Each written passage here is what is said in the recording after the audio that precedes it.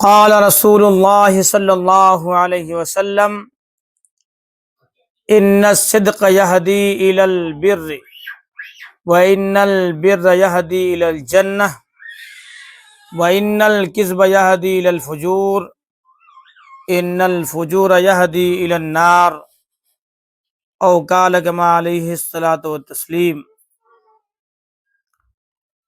اس حدیث کی جو ہے اصل روایت حوالہ صحیح بخاری اور مسلم میں موجود ہے، جن کی مختصر وضاحت پیش ہے۔ سچائی انسان کو نیکی، کامیابی، آخرت کی نجات تک لے جاتا ہے، یعنی جنت تک لے جاتا ہے۔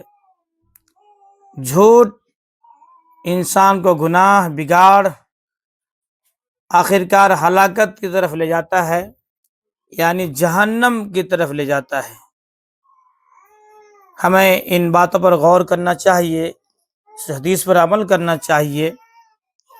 ہمیں جھوٹ سے اجتناب اور نیکی کی طرف ہمیں قدم آگے بڑھانا چاہیے، تاکہ اللہ تعالی ہمیں دنیا میں، آخرت میں کامیابی عطا فرمائے۔ آج ہمارے معاشرے میں جھوٹ عام ہے، جھوٹ عام ہے۔